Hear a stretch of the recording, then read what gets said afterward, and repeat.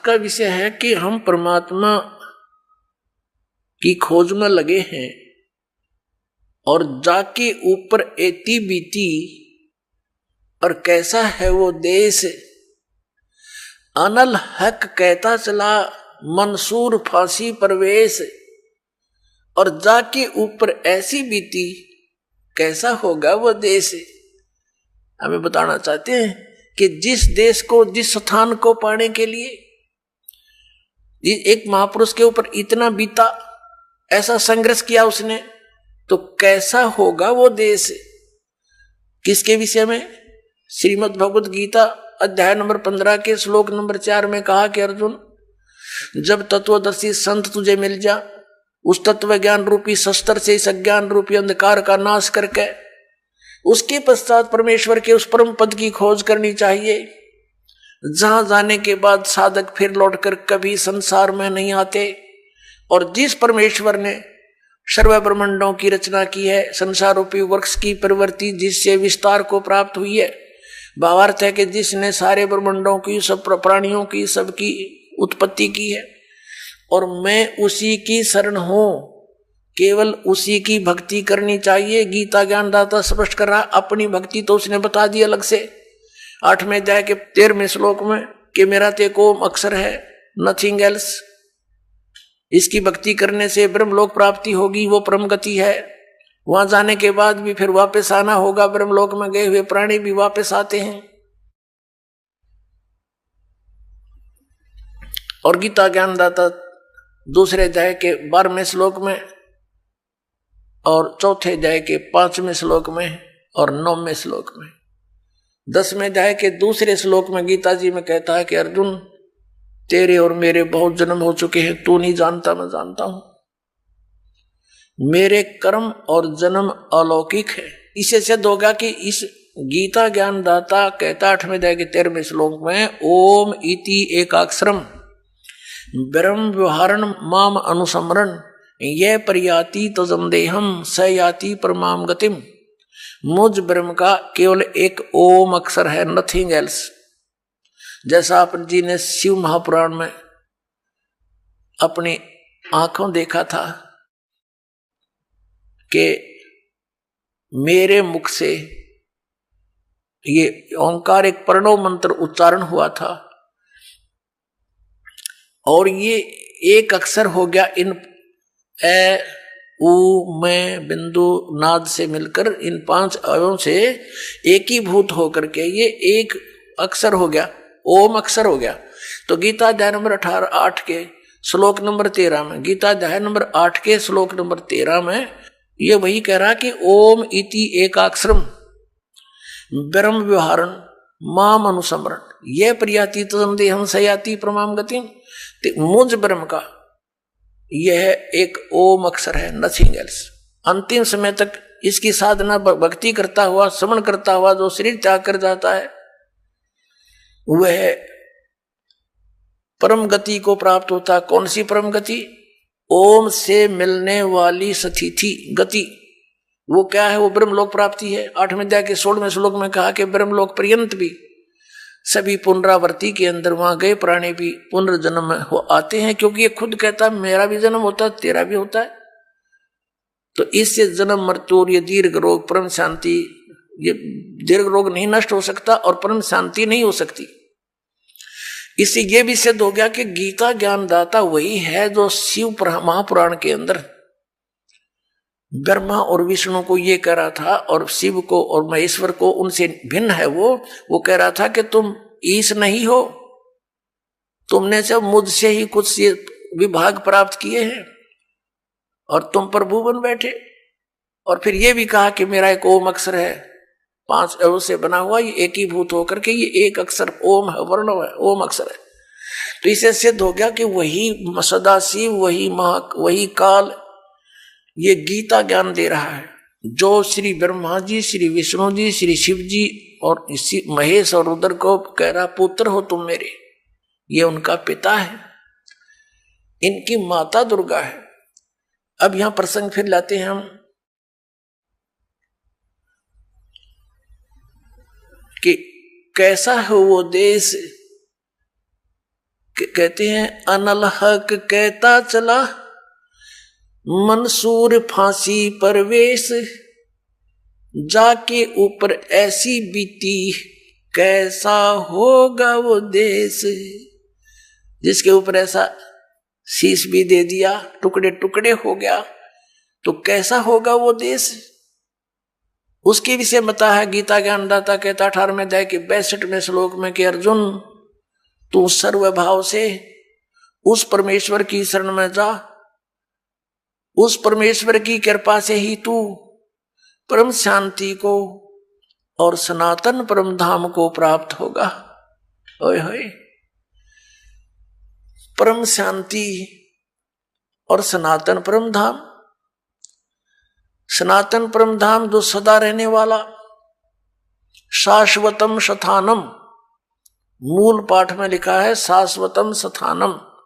शाश्वत माने सदा रहने वाला, अविनाशी, और स्थान को धाम को लोक को, वो स्थान उसको प्राप्त होगा और वहां परम शांति होगी।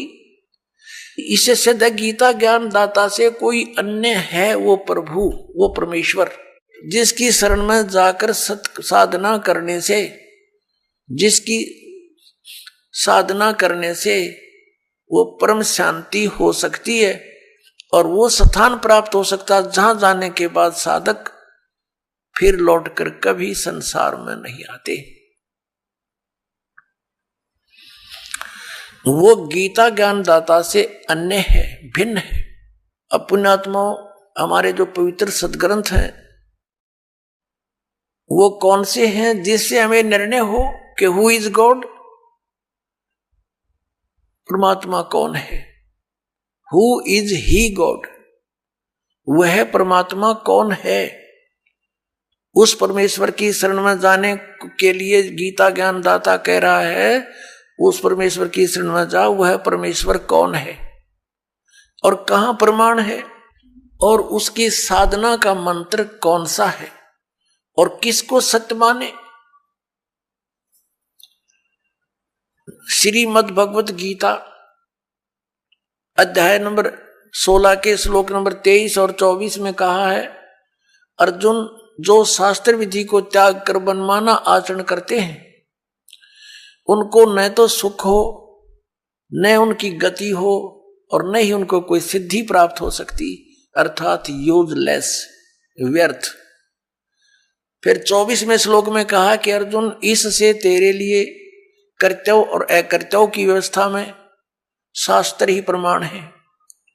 शास्त्रों में वर्णित विधि अनुसार ही साधना करेगा, उसी ज्ञान पर आरूढ़ रहेगा तो तुझे लाभ होगा, अन्यथा कोई लाभ नहीं। अपनात्मा, पवित्र हिंदू धर्म के धर्म गुरु आदरणीय शंकराचार्य जी माने जाते हैं। आदि शंकराचार्य जी जिसने ये 4 मठों की स्थापना की, उसके पश्चात फिर अन्य सुयोग्य शिष्यों को उस पर स्थापित करके स्वयं 32 वर्ष की आयु में आदि शंकराचार्य जी सवधाम चले गए थे। अब उन धर्म गुरुओं ने क्या बताया है हमारे को, उन्होंने हमें बताया है कि श्री ब्रह्मा जी, श्री विष्णु जी, श्री शिव जी ये अजरो अमर हैं, ये सर्वशक्तिमान हैं। श्री विष्णु जी ही श्री कृष्ण और श्री राम रूप में अवतरित हुए, जन्म हुआ उनका यहाँ पर, उन्होंने जो लीलाएं की उनके वो गुणगान किया करते हैं। और फिर उनसे कोई पूछता है, जैसे पूछा ही करते थे हम भी पहले, प्रश्न करते थे क्या रजगुण ब्रह्मा जी, सतगुण विष्णु, तमगुण शिव जी हैं। वो कहा करते हाँ रजगुण ब्रह्मा जी हैं, सतगुण विष्णु जी हैं, तमगुण शिव जी हैं। और रजगुण ब्रह्मा जी उत्पत्ति करते हैं और सतगुण विष्णु जी हमें हमारी यहाँ सतिथि रखते, बनाए रखते हैं, पालन भी करते हैं। और श्री शंकर जी संहार करते हैं, ये तमोगुण है। तब उनसे प्रश्न किया करते कि श्री ब्रह्मा जी, श्री विष्णु जी, श्री शिव जी ये किसकी भक्ति करते हैं? वो उत्तर देते थे कि भगवान विष्णु और शंकर श्री राम की भक्ति करते हैं। कोई कहता है कि श्री शंकर जी के आराध्य देव विष्णु जी हैं, कोई कहते हैं श्री विष्णु जी के आराध्य देव शंकर भगवान हैं, ये इन्हीं की पूजा करते हैं। और यहां तक कहते थे कि राम तो शिव जी की भक्ति करता है, शिव जी श्री राम की भक्ति करता है।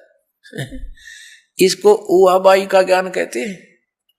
आदि शंकराचार्य जो पवित्र हिंदू धर्म के जो धार्मिक गुरु माने जाते हैं, इनका विधान क्या है कि जीव ही ब्रह्म है। अयम आत्मा ब्रह्म, अहम ब्रह्मास्मि, तत्वमसि, प्रज्ञानम ब्रह्म, ये इनके चारों मठों के एक एक वाक्य हैं। और यही वाक्य उपासना के हैं, मोक्ष मार्ग बताते हैं ये। और ये भी कहते हैं कि ये चारों वाक्य उपनिषदों से लिए गए हैं। और फिर इनसे प्रश्न किया करते थे कि क्या वेदों वाला ज्ञान ही श्रीमद् भगवत गीता में है? संक्षेप में हाँ, ये स्वयं ही बताते थे कि चारों वेदों ऋग्वेद, यजुर्वेद, सामवेद, अथर्ववेद का संक्षेप में ज्ञान है श्रीमद् भगवत गीता, जो भगवान श्री कृष्ण ने बोला, इनका कहना था। और फिर इनसे प्रश्न किया करते थे कि श्री मद् भगवत गीता के अंदर जो वर्णित विधि है, हमें मोक्ष मार्ग बताइए। तो ये क्या बताया करते? गीता जी का पाठ करो, नित्य मोक्ष मार्ग बताते हैं। ये गीता जी का पाठ करो नित्य, एक अध्याय जितना भी कर सकते हो, तुम्हारा मोक्ष हो जाएगा। फिर क्या कहा करते थे? हरे राम हरे कृष्ण, हरे राम राम राम हरे हरे, ये मंत्र जाप करो। इन्होंने कैसा विभाजन कर रखा है कि ओम नाम का जाप तो सन्यासी करते हैं, और अन्य के लिए अन्य नमः शिवाय, ओम नमः शिवाय, किसी के लिए हरे राम राम हरे हरे, कृष्ण कृष्ण हरे हरे, ये मोक्ष कर देगा। पुण्यात्माओं, एक तरफ तो इन शंकराचार्यों जी का मानना है कि जीव ही ब्रह्म है, और दूसरी तरफ ये कहते हैं श्री कृष्ण भगवान स्वयं, कृष्ण श्री कृष्ण भगवान है स्वयं, श्री राम भगवान स्वयं।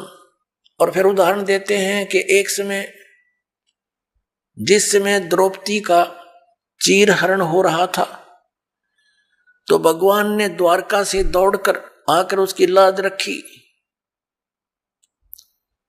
फिर उदाहरण देते हैं कि जैसे एक बार गज और ग्रहा यानी मगरमच्छ लड़ रहे थे, गज ने भगवान को पुकारा, भगवान नंगे पैरों दौड़ के आया, उसकी रक्षा की।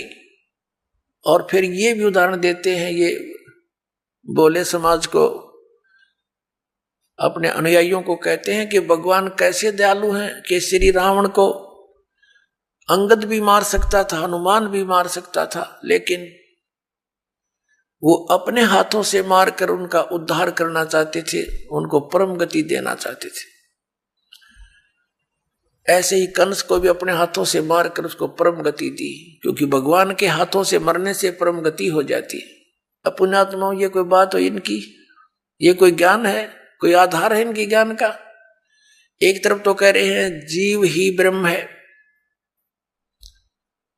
तुम ब्रह्म, तुम स्वयं ही परमात्मा है। जैसे एक उदाहरण देते हैं, ये इनके इतिहास को दास ने पढ़ा, इनके सदग्रंथों को देखा, उदाहरण दे रखा है कि एक व्यक्ति, एक शिष्य गया गुरु जी के पास कि मैं किस देव की, किस भगवान की उपासना करूं, मुझे उसका ज्ञान कराइए। तो गुरुदेव ने बताया कि तू खुद ही भगवान है, तू ही परमात्मा है, तू अज्ञानता से अपने आप को जीव समझ रहा है, बस वो भगवान बन गया, उसको ज्ञान हो गया शिष्य को। वाह भाई वाह, कितना सिंपल, कितना साधारण से ज्ञान हो गया। और फिर ये मंत्र जाप करते, हरे राम राम राम कृष्ण कृष्ण हरे हरे। फिर ये किस लिए? जब तुम ही जीव ही परमात्मा है, फिर ये किस लिए कर रहे हो? ये कीर्तन किसका कर रहे हो? भगवान का। भगवान तुम राम को भी मानो, श्री कृष्ण को भी भगवान मानो, और विष्णु जी भी भगवान, शंकर भी भगवान, नारायण भी भगवान थारे, और फिर नो के जीव ब्रह्म। और ब्रह्म को कहते हो तो सर्वव्यापक है, निराकार है, यानी आत्मा को कहते हैं कि ये आत्मा ही सर्वव्यापक है और परमात्मा कोई नहीं, जीव ही ब्रह्म है। फिर नो कहें कि उसका गज की रक्षा के लिए, हाथी की रक्षा के लिए भगवान दौड़े दौड़े आए। देख सिर पैर नहीं इनके ज्ञान का। ये तो ऐसी कथा है इनकी जैसे एक दादी माँ अपने पोत्र पोत्रियों को शाम के समय सुलाते समय कथा सुनाया करती। एक बुढ़िया कथा सुना रही थी, बच्चे सो नहीं रहे थे रात्रि के समय, कह रही थी बेटा एक मकान पर एक भूतनी बैठी थी, प्रेतनी, लंबे लंबे दांत थे, मोटी मोटी आंखें थी और पीछे से पैर मुड़े हुए थे, उसके घुटनों से पीछे ऐसे बैठी थी, उसके पैर काम नहीं करते, मुड़े हुए थे। और जो बच्चे रात्रि के समय देर तक जागते हैं ना, उनको उठाकर दौड़ जाती है। अब बच्चे कहने लगे दादी माँ जिसके पैर मुड़े हुए हों वो दौड़ेगी कैसे? तो बुढ़िया कहती है सो जा हाउ आ जाएगा। अब बच्चे पूछते हैं वो हाउ कैसा होता है? कि तुम ही तो हाउ हो, सर दर्द कर रखा, पड़ जाओ। इनका तो यो ज्ञान है इन शंकराचार्यों का, और कितने देश को भ्रमित करे बैठे। आज का जो विषय हम उसी पर आते हैं कि श्री ब्रह्मा रजगुण, श्री विष्णु सतगुण, श्री शंकर तमगुण, महेश्वर तमगुण, ये भगवान नहीं है। ये तो आपको सिद्ध ही कर दिया दास ने, इन्हीं के इतिहास में दिखा दिया श्री शिव पुराण में और विद्वेश्वर संहिता के अध्याय नंबर 7, 9 और 10 के अंदर। अब बाकी बचे 3 पुरुष, जो दास कहता है कि 3 पुरुष मुख्य तौर पर अध्यात्म ज्ञान के अंदर आते हैं। एक सरपुरुष, एक अक्षर पुरुष और तीसरा परम अक्षर पुरुष। इन्हीं को अन्य शब्दों में सरब्रह्म, अक्षर ब्रह्म और परम अक्षर ब्रह्म, और अन्य शब्दों में ईश्वर, परमेश्वर कहा जाता है। ये कहां प्रमाण है? अब दास ने ये तो प्रमाणित आपके समझ कर ही दिया कि हमने सदग्रंथों के अतिरिक्त अन्य किसी भी दंत कथा को स्वीकार नहीं करना है जो वेदों, गीता और सूक्ष्म वेद में प्रमाणित ना हो। और इसी का समर्थन पवित्र श्रीमद् भगवत गीता अध्याय नंबर 16 के श्लोक 23 और 24 से हमें प्राप्त हुआ। तो इसे कंसेप्ट क्लियर हुआ कि इसके अतिरिक्त जो वेदों में वर्णित और गीता में वर्णित विधि है तो वो हमें मान्य है और वही हमारी मोक्षदायक है, कल्याणकारक है, उससे अतिरिक्त नहीं। अब ये जैसे शंकराचार्य जी और अन्य जितने भी हिंदू धर्म के गुरुजन हैं, ये श्रीमद् भगवत गीता को सर्वधार्य बताते हैं, अनमोल ग्रंथ बताते हैं और भगवान श्री कृष्ण जी द्वारा दिया गया एक अनमोल रतन बताते हैं। वास्तव में तो ये ज्ञान किसने बोला, इनकी बुद्धि वहां तक पहुंच नहीं सकती क्योंकि ये बाल बुद्धि वाले हैं, इनका तो कोई ज्ञान का सिर पैर नहीं है। फिर भी ये दास उसको समझाने के लिए पूरा प्रयत्न करेगा और सत्य है जो दास बताएगा वो फाइनल है, सदग्रंथों में प्रमाणित है। अब ये जाप करते हैं हरे कृष्ण हरे राम और कई तरह देरा देशाम मिला दे या ओम नमः शिवाय, और बाकी का आपको बताई दिया कि अयम ब्रह्म, अयम आत्मा ब्रह्म, या आत्मा ही ब्रह्म है। बता फिर क्यों डले डोरे हो? जब आत्मा ही ब्रह्म है तो बैठो आराम से। तो कुत्ते की आत्मा ही ब्रह्म है, फिर तो सैर से पट्टे करती फिर हवा। अरे हम यहाँ बुरा हाल हुआ पड़ा है, अज्ञान के कारण हम ऐसे आप दंत कथा बना बैठे, ना वेद ज्ञान और ना इनके पास कोई अन्य शास्त्र से परिचित, ये अपना दंत कथा बना रखी है। अपने आत्मा श्रीमद् भगवत गीता में जो विधि वर्णित है भगवान के स्मरण की, उसके अतिरिक्त जो नाम जाप किए जाते हैं वो शास्त्र विधि को त्याग कर मनमाना आचरण है, वो यूजलेस है। हरे राम हरे कृष्ण कृष्ण कृष्ण हरे हरे ओम नमः शिवाय आदि ये मंत्र व्यर्थ है। और बाकी ये ओंकार रंकार ज्योति निरंजन सतनाम आदि ये 5 नाम है, ये व्यर्थ है। अकाल मूर्त शब्द स्वरूपी राम सतपुरुष ये व्यर्थ नाम है, ये मोक्षदायक नहीं है, ये उपमात्मक नाम है। उस सतपुरुष को तो हमने पाना है, उस अकाल मूर्त को तो पाना है जिसके गुण गाए जा रहे हैं। उसकी विधि प्रोसीजर अलग है उस परमेश्वर के पाने का। जैसे जमीन में जल है, पृथ्वी के अंदर जल है, तो जल पानी नीर जल पानी नीर कहते रहो, लेकिन वो मिलेगा कैसे वो जल पानी नीर? उसका प्रोसेस न्यारा है, उसका प्रोसीजर अलग से है। हैंडपंप लगाया जाता है और तब वो जल पानी नीर मिलता है। ऐसे अकाल मूर्त शब्द स्वरूपी राम सतपुरुष परम अक्षर ब्रह्म जिसको हम खोज रहे हैं, उसके पाने की वे ऑफ वर्शिप सदग्रंथों से ही लेनी है, किसी की दंत कथा लोक वेद से नहीं लेनी। श्रीमद् भगवत गीता में 8वें अध्याय के 13वें श्लोक में लिखा है कि ओम इति एकाक्षरम ब्रह्म व्यवहारण माम अनुसमरण ये परियाति तजन देहम स याति परमाम गतिम। गीता ज्ञानदाता कहता मेरा एक ओम मंत्र है, एक अक्षर ओनली, एक ओम अक्षर है, नथिंग एल्स। और इससे वो परम गति होगी जो ओम से हो सकती है। ओम से कौन सी होगी? ब्रह्म प्राप्ति, ब्रह्मलोक प्राप्ति। और ब्रह्मलोक में गए हुए प्राणी भी पुनरावृत्ति के अंदर है। ये खुद कहता अर्जुन तेरे और मेरे बहुत जन्म हो चुके। गीता ज्ञानदाता कहता है तू नहीं जानता मैं जानता हूं। तो ओम वाली गति भी श्रेष्ठ नहीं है।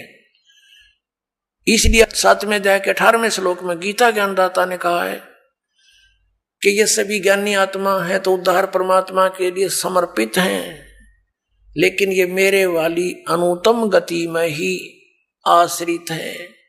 ये मेरे ओम नाम से मिलने वाली जो परम गति ब्रह्मलोक प्राप्ति है वहां तक जाने के ही साधना तक सीमित है। वहां गए हुए प्राणी भी फिर जन्म मृत्यु में आएंगे, इनको परम शांति नहीं हो सकती। परम शांति के लिए तो उसने कंसेप्ट क्लियर कर दिया है 18वें अध्याय के 62वें श्लोक में कि अर्जुन तू सर्वभाव से उस परमेश्वर की शरण में जा, उसकी कृपा से ही परम शांति को और सनातन परम धाम को प्राप्त होगा। मेरे साधना से तुझे वो गति नहीं हो सकती जिससे परम शांति और सनातन परम धाम यानी सतलोक प्राप्त हो जाए। उसके लिए इसने कंसेप्ट क्लियर कर दिया है कि मैं नहीं जानता, उसके लिए तत्वदर्शी संतों को खोजो। 4थे अध्याय के 34वें श्लोक। और तत्वदर्शी संत की पहचान भी बता दी है 15वें अध्याय के 1 श्लोक में कि ऊपर को जड़ वाला, ऊर्ध्व मूलम अधः शाखम अश्वत्थम प्रायो अवम छंदासी यस्य पर्णानि यह तम वेद स वेदवित। ऊपर को जड़ और नीचे को तीनों गुण रूपी शाखा वाला। श्रीमद् भगवत गीता अध्याय नंबर 15 के श्लोक नंबर 1 का निष्कर्ष दास बता रहा है कि ऊपर को तो जड़ समझो उस संसार रूपी वृक्ष की, और नीचे को शाखा है। 15वें अध्याय के 2 श्लोक में स्पष्ट कर दिया कि ये तीनों गुण रूपी शाखा, रजगुण ब्रह्मा, सतगुण विष्णु, तम गुण शिव जी। अब यहां केवल हिंट दिया गीता ज्ञानदाता ने, इसका कोई विस्तृत ज्ञान नहीं दिया। उसके लिए ऑप्शन छोड़ दिया कि तत्वदर्शी संत बताएंगे, और फिर पहचान बता दी। तत्वदर्शी संत कौन होगा? वो तत्वदर्शी संत की क्या पहचान है कि जो इस उल्टे लटके हुए संसार रूपी वृक्ष के सभी विभाग बता देगा। स वेदवित, वह वेद के तात्पर्य को जानने वाला है, वो तत्वदर्शी संत है। तो ये ज्ञान परमात्मा ने स्वयं आकर के 600 वर्ष पहले उस परम अक्षर ब्रह्म ने अपने मुखारविंद से बोलकर कबीर वाणी में उस 5वें वेद में सूक्ष्म वेद में बोला था। उस कबीर परमात्मा ने, उस धाणक कबीर ने, जुल्हाए कबीर ने, वो परम अक्षर ब्रह्म है, उन्होंने बोला था अक्षर पुरुष एक पेड़ है, निरंजन यानी सरपुरुष वा की डार, और तीनों देवा शाखा हैं ये पात रूप संसार। ये ज्ञान परमात्मा ने 600 वर्ष पहले दिया था। देखिएगा ये उल्टा लटका हुआ संसार रूपी वृक्ष जानो। परमेश्वर कबीर देव जी ने, कबीर साहब ने, परम अक्षर ब्रह्म ने 600 वर्ष पहले ये ज्ञान दिया था कि अक्षर पुरुष एक पेड़ है और सर पुरुष वा की डार और तीनों देवा शाखा हैं ये पात रूप संसार। जो जमीन से बाहर दिखाई देता है वो हिस्सा पेड़ कहलाता है, वृक्ष कहलाता है, और जड़ें गुप्त होती हैं, प्रोक्ष होती हैं, अनविजिबल होती हैं, लेकिन होती हैं। तो परमात्मा ने स्वयं आकर के ये ज्ञान बताया था कि इस संसार रूपी वृक्ष के सब पार्ट्स बताए थे। अक्षर पुरुष एक पेड़ है, ये तना समझो ये अक्षर पुरुष है, क्योंकि इसके ऊपर फिर सब शाखाएं और टहनी और पत्ते और फल लगते हैं। तो अक्षर पुरुष समझो तना है उसका। कबीर गॉड गिवन ज्ञान है ये सूक्ष्म वेद। कबीर अक्षर पुरुष एक पेड़ है, निरंजन इसको सर पुरुष भी कहते हैं, हुआ की डार और तीनों देवा रजगुण ब्रह्मा सतगुण विष्णु तमगुण शिव जी ये शाखा है, और पात रूप संसार ये तना है अक्षर पुरुष। इसके फिर एक मोटी डार निकली, इसको जानो सर पुरुष ये ब्रह्म, सर ब्रह्म भी कहते हैं इसको, सर पुरुष या सर ब्रह्म। ज्योत निरंजन भी इसी का, इसको कहते हैं, काल भी इसी को कहते हैं। और इसके 3 शाखाएं फिर निकली, रजगुण ब्रह्मा, सतगुण विष्णु और तमगुण महेश यानी शिव, और पात रूप संसारे। और ये जड़ कौन है? ये परम अक्षर ब्रह्म है, ये पूर्ण ब्रह्म परमेश्वर है। ये कौन है? अब ये इधर पता लगेगा ये कौन है। ये पूर्ण ब्रह्म कबीर साहब, ये कबीर देव हैं, वो काशी वाले कबीर जिसको जुल्हा कबीर, धानक कबीर एक कवि की संज्ञा दे के छोड़ दिया था ज्ञानता से। लाल को एक कौड़ी मान रखा था। इस दास ने इस लाल को परखा है और आपके सामने रखा है। अब यहां प्रसंग आया है कि जो उल्टे लटके हुए संसार रूपी वृक्ष के सर्व विभागों को भिन्न भिन्न बता देगा। स वेदविद, वो वेद के तात्पर्य को जानने वाला है, वो तत्वदर्शी संत है। अब तत्वदर्शी संत की भूमिका करने के लिए स्वयं परमेश्वर आते हैं, सचखंड से चलकर आते हैं, सतलोक से, तीसरे मुक्ति धाम से, उस ध्रुवलोक के तीसरे पृष्ठ पर परमात्मा स्वयं विराजमान है, एक देशीय है, साकार है, मनुष्य दृश्य है। और वहां से वो गति करके सह शरीर आते हैं और यहां अपनी अच्छी आत्माओं को मिलते हैं, उनको तत्व ज्ञान समझाते हैं, क्योंकि वो इन अज्ञानी ऋषि महर्षि नाचार्यों से अज्ञान ग्रहण किए हुए होते हैं। उनको फिर ये तत्व ज्ञान दिखाते हैं, अपनी सतिथि से परिचित कराते हैं, सचखंड सतलोक ले जाकर वापस छोड़ते हैं, अपना गवाह बनाते हैं। फिर वो संत उस परमेश्वर के द्वारा प्राप्त ज्ञान और आंखों देखे उस पूरे ब्रह्मांडों को, सतलोक को, फिर अपनी वाणी में ढोल के डंके पर आवाज लगाकर सुनाते हैं, कहते हैं कि कबीर इज गॉड, धानक रूप रहा करतार, अनंत कोट ब्रह्मांड का एक रति नहीं भारे, सतगुरु पुरुष कबीर हैं ये कुल के सिरजनहार। उन महापुरुषों ने जिनको परमात्मा का साक्षात्कार हुआ और सचखंड सतलोक वो स्थान देखा जहां भगवान रहता है, उन्होंने सब ने बताया कि परमात्मा साकार है, सह शरीर है, उसका नाम कबीर है, वो मनुष्य दृश्य है। और ये वही परमात्मा काशी के अंदर धानक रूप, जुल्हा रूप में प्रकट हुए थे और तत्व ज्ञान देकर चले गए थे। अब गीता जी अध्याय नंबर 15 के श्लोक नंबर 1 में स्पष्ट हो गया कि तत्वदर्शी संत वो होगा जो इस संसार रूपी वृक्ष के सभी पार्ट्स को, सभी विभागों को भिन्न भिन्न बतावे। पुण्यात्मा परमात्मा खुद आए थे वो ज्ञान देने के लिए, और इन अज्ञानियों के कारण, इन ऋषि महर्षि आचार्य मंडलेश्वरों नकली गुरुओं के कारण इस अज्ञान को सुनकर हमने इस लाल को तो कौड़ी बनाकर डाल दिया कूड़े के टोकरे में, और कौड़ी हमने उठा के छाती का लगा रखे थे। ये जो पूजा के योग्य भगवान नहीं थे, जो भगवान ही नहीं थे, उनके हम पूज रहे थे। इसी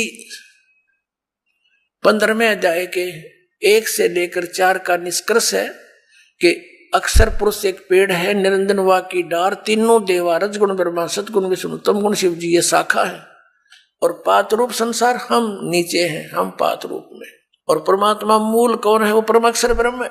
उसको परम अक्षर पुरुष कहो, चाहे परम अक्षर ब्रह्म कहो, चाहे उसे परमेश्वर कहो, परमेश्वर। अब फिर क्या बताया है कि 15वें अध्याय के 4 श्लोक में कहा कि उसके पश्चात उस तत्व ज्ञान रूपी शस्त्र अर्थात उस अज्ञान नाशक हथियार के द्वारा इस अज्ञान का नाश करके, यानी तत्व ज्ञान समझकर उसके पश्चात परमेश्वर के उस परम पद की खोज करनी चाहिए, जहां जाने के बाद साधक फिर लौटकर कभी संसार में नहीं आते, उनको पूर्ण मोक्ष प्राप्त होता है। और जिस परमेश्वर ने सब ब्रह्मांडों की रचना की है, अब गीता ज्ञानदाता तो इस संसार रूपी वृक्ष के यानी ब्रह्मांडों का रचनहार भी नहीं है, क्योंकि गीता जी अध्याय नंबर 15 के श्लोक नंबर 3 में कहा कि अर्जुन, इस संसार रूपी वृक्ष का यानी सारे ब्रह्मांडों की जानकारी मैं नहीं जानता। यहां विचार काल में जैसा कि तेरे और मेरे गीता जी के डिस्कशन में मैं बताऊंगा, मुझे ज्ञान नहीं, उसकी स्थिति से मैं परिचित नहीं, इसकी अच्छी तरह मुझे स्थिति का ज्ञान नहीं है। तो इसे सिद्ध हो गया कि ये सृजनहार नहीं है गीता ज्ञानदाता, और जो सृजनहार है वो कबीर देव है, परम अक्षर ब्रह्म है। उसने अपने द्वारा रची हुई सृष्टि को स्वयं आकर के बताया है। क्या बताया है कि अक्षर पुरुष एक पेड़ है, निरंजन वा की डार, और तीनों देवा शाखा है, ये पात रूप संसार। अब उस मूल को छोड़ के बाकी सब डिस्कस कर दिया भगवान ने, और उसके लिए इस दास को भेज दिया कि मूल कौन है। बता तो पहले भी गए थे कि हम ही अलखला हैं, कुतुब गोश और पीर, और कह कबीर खालिक दनी हमारा नाम कबीर। हम सारी सृष्टि के रचनहार हैं और मैं खुद परमात्मा हूं, लेकिन हमने इन अज्ञानियों के विधान अनुसार उस भगवान को नहीं पहचाना कि कबीर इज गॉड, और इनफैक्ट कबीर इज गॉड। अब सब प्रमाणित आपके सामने होंगे, वास्तव में कबीर भगवान है। तो पुणात्मा हमने भगवान चाहिए, और सदग्रंथों में प्रमाणित वही भगवान जो हमारे सदग्रंथ वेद और गीता जो बताती है, उसमें जो प्रमाण है वही गॉड। उसके लक्षण मिलते हैं वो भगवान, वो गॉड, और उससे लक्षण नहीं मिलते तो गॉड नहीं है। तो फिर हमने उसकी आवश्यकता क्या है? तो गीता जी अध्याय नंबर 15 के श्लोक नंबर 16 और 17 में 3 पुरुष बताए, एक सरपुरुष, दूसरा अक्षर पुरुष, और तीसरा परम अक्षर पुरुष। अब गीता जी अध्याय नंबर 8 के श्लोक नंबर 1 में अर्जुन ने पूछा कि भगवान, गीता ज्ञानदाता से पूछा कि आपने 7वें अध्याय के 29वें श्लोक में जिस तत्ब्रह्म के विषय में कहा है कि उस जो व्यक्ति जरा और मरण से छूटने के लिए ही प्रयत्नशील है, जरा माने वृद्धावस्था, बुढ़ापे का संकट, और मरण माने मृत्यु, इन दोनों से जो छूटने के लिए प्रयत्न कर रहे हैं, अन्य कोई डिमांड संसार के नहीं कर रहे हैं, तो वो उस तत्ब्रह्म से परिचित हैं, और सारे दातव्य ज्ञान से और सभी कर्मों से वो परिचित हो चुके हैं। तो अर्जुन ने पूछा 8वें अध्याय के प्रथम मंत्र में कि किम तत्ब्रह्म, किम अध्यात्म, किम कर्म पुरुषोत्तम, क्योंकि वो तो पुरुषोत्तम मान रहा था उसने श्री कृष्ण को। कौन? अर्जुन। तो उसने पूछा कि फिर वो कौन है तत्ब्रह्म? 8वें अध्याय के 3 श्लोक में गीता ज्ञानदाता ने कहा कि वो परम अक्षर ब्रह्म है।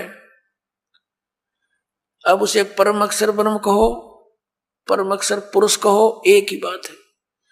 8वें अध्याय के 5 और 7 में गीता ज्ञानदाता कहता है कि अर्जुन तू युद्ध भी कर, मेरा समरण भी कर, मुझ में भावित रहकर मुझ में श्रद्धा रख के भक्ति करता हुआ शरीर छोड़कर जाएगा तो मुझे प्राप्त होगा। 8वें अध्याय के 6 श्लोक में कहा कि अर्जुन ये विधान है कि अंत समय में जो जिसके ऊपर आसक्त होता है, जिसमें जिसकी भावना रहती है, जिसके ऊपर वो भावित रहता है भाव में, उसी को प्राप्त होता है। यही सूक्ष्म वेद में कहा कि जहां आशा ता बासा होई, मन कर्म वचन सुमरियो सोई। अब आज तक के जितने भी पवित्र हिंदू धर्म के धर्मगुरु थे, इन्होंने गीता जी के अध्याय नंबर 5 और 7 का तो अनुवाद कर दिया। अनुवाद माने अपने प्रवचनों में इसका तो वर्णन करते रहे कि भगवान कहता मेरी शरण में आ जा, तो युद्ध भी कर मेरी शरण में आ जा। लेकिन 8वें अध्याय के 8, 9, 10 भी गीता जी में लिखे हुए, उनके विषय में टिप्पणी क्यों नहीं की इन्होंने आज तक? क्योंकि ये इनको ज्ञान नहीं था, ये तत्व ज्ञान से अपरिचित है, ये स्वयं भी भ्रमित है, पूरे समाज मानव समाज को इन्होंने भ्रमित कर रखा है। उसमें क्या कहा? 8 और 9 और 10 में कहा कि उस परम अक्षर ब्रह्म की साधना करने वाला उसी को प्राप्त होगा, उसकी साधना करने वाला उसी को प्राप्त होगा। उसके मंत्र के बारे में 17वें अध्याय के 23वें श्लोक में कहा कि उस सच्चिदानंद घन ब्रह्म के पाने का इस 3 मंत्र की साधना है, 3 मंत्र की का जाप करना है। ओम तत्सत इति निर्देश है ब्रह्मण तिर्विध समर्थ। ब्रह्मण माने सच्चिदानंद घन ब्रह्म का, इस ओम तत्सत ये 3 मंत्र का जाप 3 विधि से करने, स्मरण करने का है। 3 विधि है इसके स्मरण करने की। और ओम तो ये सरपुरुष का, सरब्रह्म का, ब्रह्म का कहो, ये तो सार्वजनिक रखा है। और तत् और सत ये सांकेतिक है, ये दास बताएगा इस पृथ्वी पर। इस दास के अतिरिक्त किसी के पास ये यथार्थ मंत्र नहीं है, और ना यथार्थ ज्ञान है आज तक किसी के पास नहीं था। या तो भगवान के पास था, भगवान ने जब स्वयं आकर बोला था, या उन महापुरुषों के पास था जो उनसे परिचित हुए थे, उसके पश्चात ये बिल्कुल लुप्त प्राय हो गया था। उसको पुनः जागृत करने के लिए इस दास की सेवा दी परमेश्वर ने। इस दास को भेजा है आप पुण्यात्माओं के तक इस सत संदेश को पहुंचाने के लिए। अब यहाँ 17वें अध्याय के 23वें श्लोक में 3 मंत्र का जाप है परम अक्षर ब्रह्म का। तो 8वें अध्याय के 8, 9, 10 श्लोक में कहा है कि उस तत्वदर्शी संत से वो कोड वर्डों में लिखे हुए यथार्थ मंत्र प्राप्त करके जो उस परमेश्वर परम देव पुरुष की यानी परमेश्वर की साधना करता है, परम अक्षर ब्रह्म की, तो अंत समय में भक्ति के बल से उस मंत्रों के जाप की साधना की शक्ति से उसको प्राप्त हो जाता है। उस परमात्मा को प्राप्त करके फिर दोबारा संसार में नहीं आते, उनका जन्म मृत्यु सदा के लिए समाप्त हो जाता है। गीता ज्ञानदाता अपनी साधना और अपनी स्थिति से तो स्वयं परिचित करा रहा, अपनी गति से भी, कि अर्जुन तेरे और मेरे बहुत से जन्म हो चुके, तू नहीं जानता मैं जानता हूं। इसे सिद्ध है कि गीता ज्ञानदाता के की भक्ति साधना से परम गति नहीं हो सकती। इसलिए 7वें अध्याय के 18वें श्लोक में गीता ज्ञानदाता अपनी गति को यानी ओम नाम से होने वाली परम गति को अनुत्तम कह रहा है कि अश्रेष्ठ है, व्यर्थ है।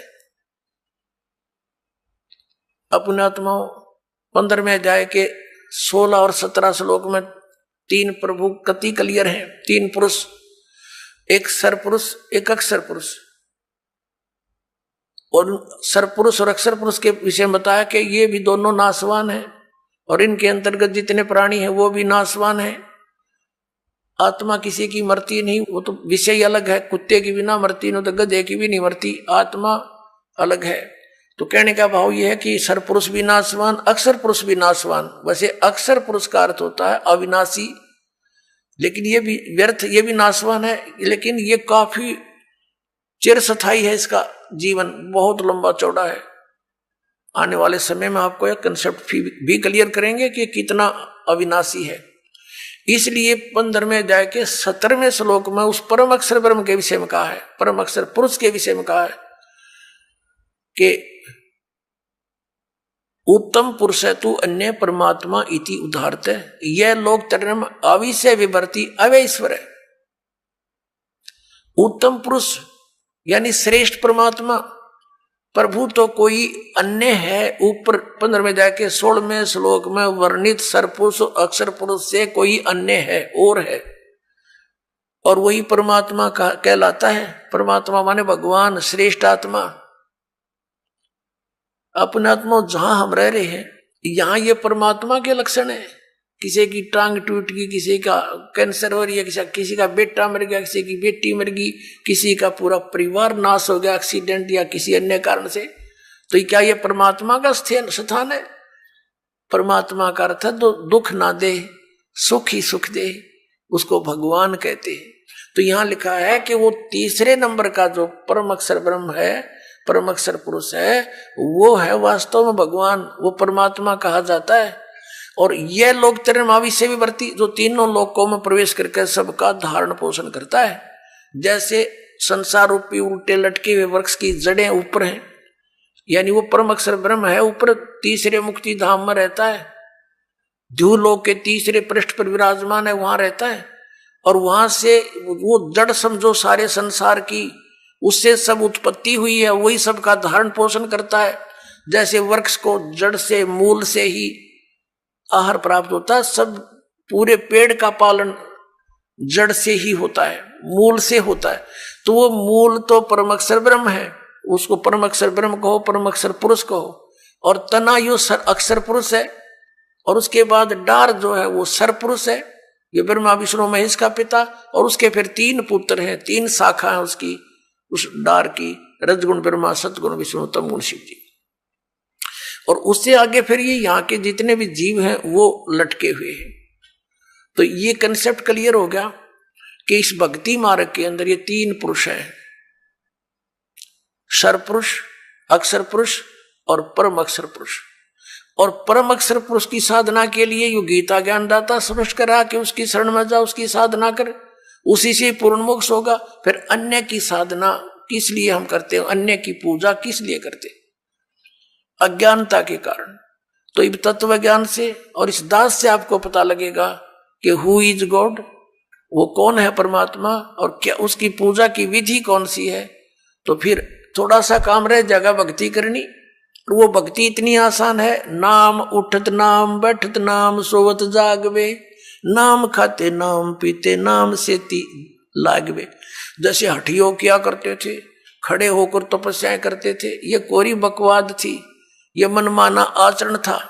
हम सोचा करते थे कि ऐसे ही भगवान मिलेगा, हमारा नंबर नहीं आ सकता, हम बाल बच्चे भी नहीं त्याग सकते, भगवान संन्यास लेने से ही मिलता है। ये अज्ञानता से हमारी सोच थी। अब तत्व ज्ञान की रोशनी से हमें ज्ञान हो गया कि वो तो डले डोया करते। उसके विषय में कहा कि डंब करें डूंगर चढ़े, डंब दब माने पाखंड करते हैं, ऊंचे स्थान पर जाकर बैठ जाते हैं, नुआसन पदम लगा के, धूना लगा के, चमटा गाड़ गए कि दूर तो दिखा किसी ने महात्मा बैठा है। और हमने सोचा करते भाई यूं मिला कर भगवान, अज्ञानता के कारण। उसके विषय में सुख संवेद में कहा है कि दंभ करें डूंगर चढ़े, डूंगर माने ऊंचे स्थान पर, पहाड़ी पर बैठ जाते हैं। दंभ करें डूंगर चढ़े अंतर जीनी झूल, और जग जाने बंदगी कराइए वो है सूल बबूल। ओए जनता ने सोचे ये भक्ति कर रहा है तो बबूल के सूल बोल किकर के कांटे वो रहा अपने अगत में, क्योंकि साधना शास्त्र विरुद्ध है। तब से राज मदमानम जन्म तीसरे शुक्र स्वानम, तपेश्वरी सो राजेश्वरी, राजेश्वरी सो नरकेश्वरी। जितना अधिक तप करेगा उसको अधिक राज मिलेगा, अधिक राजा अधिक समय तक नरक में डाला जाता है।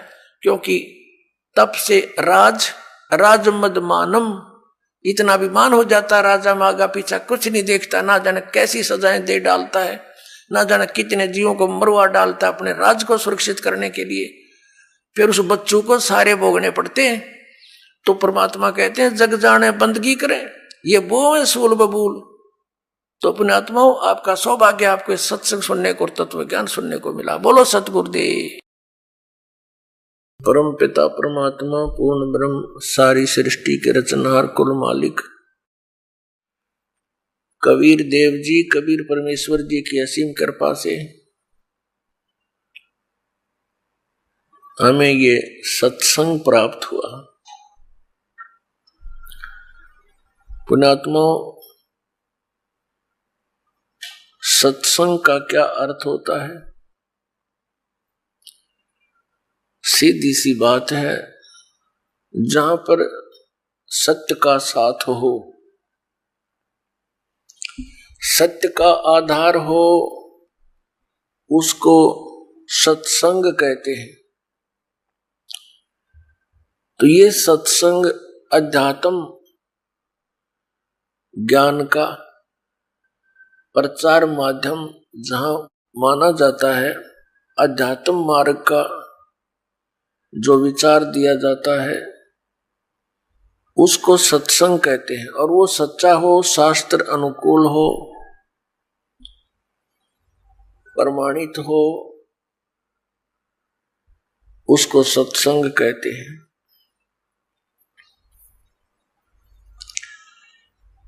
अभी तक जितना भी ज्ञान सुना था वो अज्ञान था, जब तक हमें वो तत्व ज्ञान प्राप्त नहीं हुआ।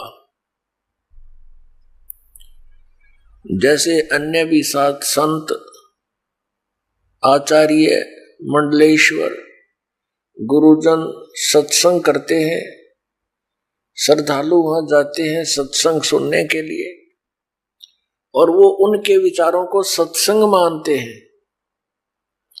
लेकिन वो सत्संग नहीं है, क्योंकि उनको तत्व ज्ञान नहीं है।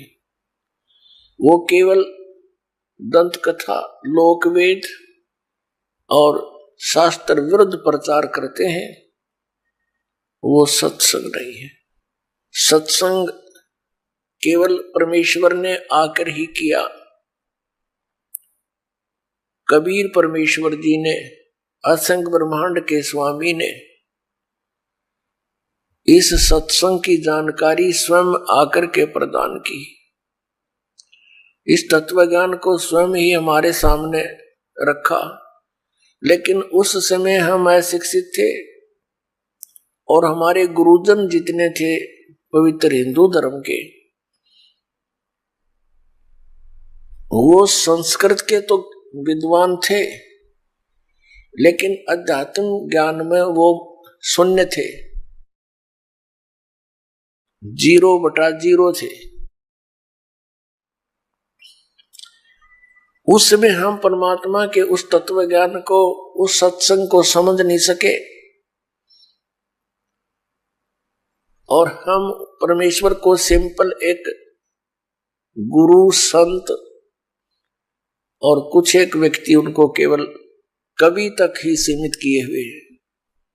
तो अब पता चला वो तो परमात्मा थे। तो उस समय परमेश्वर वही तत्व ज्ञान सुनाया करते थे जो आज दास आपको परमेश्वर का दिया हुआ वो ज्ञान सुनाता है। और परमेश्वर के दिए हुए उस ज्ञान को प्रमाणित करने के लिए कि ये सच्चा ज्ञान है, जो परमेश्वर कबीर देव जी ने, कबीर साहब ने 600 वर्ष पहले वर्णित किया था, अपने मुख कमल से उच्चारण करके वो सच्चिदानंद घन ब्रह्म की वाणी बोली थी, वो तत्व ज्ञान बोला था, वो सच्चा था और सच्चा है और सच्चा ही रहेगा। उसके समर्थन में अपने उन पवित्र सदग्रंथों को दास आपके रूबरू करता है, जिनमें वो ज्ञान आज विद्यमान है और उस दिन भी था। जिस दिन परमात्मा के ज्ञान को ये नकली गुरु, केवल संस्कृत के वक्ता ये कह करके नकार दिया करते थे कि कबीर अशिक्षित है, ये एक छोटी जाति का धानक है और इसको संस्कृत आती नहीं है, क्योंकि संस्कृत केवल ब्राह्मण ही पढ़ सकते थे और सभी सदग्रंथ संस्कृत में ही विद्यमान थे। उनका ये दाव लगा रहा और हमें भी ये असमंजस हो जाती थी कि सचमुच कबीर साहब संस्कृत नहीं पढ़े, और इस कारण से ये सदग्रंथों को तो नहीं समझ सकते। और जो हमारे गुरुजी, इस पवित्र हिंदू धर्म के गुरुदेव, ये शंकराचार्य माने जाते, आदि शंकराचार्य थे, उनसे ही ये ज्ञान शुरू हुआ जो पूरे हिंदू समाज में समाया हुआ है। उनसे ही सुनकर ज्ञान को आगे ब्राह्मण लोग अपने अपने क्षेत्र में यही प्रचार किया करते थे। अब वो क्या ज्ञान देते थे कि श्री ब्रह्मा विष्णु महेश ये अविनाशी हैं, इनकी कोई माता पिता नहीं। परमेश्वर कबीर देव जी 600 वर्ष पहले कहा करते, ये नाशवान है, इनकी जन्म मृत्यु होती है, ये पूजा के योग्य नहीं, ये परमात्मा नहीं है। तो उस समय परमेश्वर का एक घोर विरोध करवा दिया इन नकली गुरुओं ने। परमात्मा सत्संग किया करते थे, सच्चा ज्ञान प्रदान करते थे, और ये नकली गुरु आचार्य ये शास्त्र विरुद्ध ज्ञान प्रदान किया करते थे। अभी तक इनका बोलबाला रहा, क्योंकि हम सदग्रंथों से अपरिचित थे। आज दया करी उस परमपिता परमेश्वर ने इस दास के ऊपर एक मेहर की। आप पुण्यात्माओं के लिए इस दास को तैयार किया, उन पवित्र सदग्रंथों को समझूं और फिर आपके रूबरू करूं। और आज हम शिक्षित हैं, सदग्रंथ लगभग सभी अनुवादित हैं। अनुवाद करता भी ये स्वयं ही है, जो ये कहा करते ब्रह्मा विष्णु महेश अविनाशी है। तो पुण्यात्माओं, 21 ब्रह्मांड में सत्संग नहीं है इस दास के अतिरिक्त, इस बरवाला के अतिरिक्त। ये अभिमान ना समझना, ये सच्चाई समझना। अभिमान तो उस व्यक्ति को होता है जिसने अपनी कोई खोज की हो। अभिमान तो उसको भी नहीं चाहिए, लेकिन ये स्वभाव है, हो जाता है। लेकिन जो ज्ञान दास आपके समक्ष कर रहा है, वो तो पहले परमात्मा ने हमें दे रखा था, बख्शीश कर रखा था। दास तो उसको समझा रहा है कि भगवान ने ऐसा 600 वर्ष पहले कहा था, और आज हमारे सदग्रंथों में भी प्रमाणित पाया, उस समय उनमें भी लिखा था।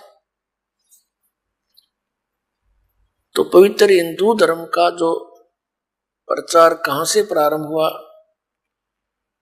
आदरणीय आदि शंकराचार्य जी से हुआ। ये आदि शंकराचार्य कौन थे? उन्हीं की जीवनी में लिखा है कि ये भगवान शंकर ही स्वयं अवतार धारक आए थे और माता के गर्भ से जन्म लिया। 8 वर्ष की आयु में ये दीक्षित हो गए थे, संस्कृत बचपन से ही पढ़ने लग गए थे, और 32 वर्ष की उम्र में इनकी मृत्यु हो गई थी रोग के कारण। इतना तो पुण्यात्माओं मानना पड़ेगा, इनका योगदान है इन महापुरुषों का, कि शंकराचार्य जी का जन्म उसमें होना एक वरदान सिद्ध हो गया हमारे लिए। क्योंकि उस समय बौद्ध धर्म का बहुत प्रचार हो रहा था, और शंकराचार्य जी ने बौद्ध धर्म का उसका विरोध किया था, ज्ञान से, झगड़े से नहीं।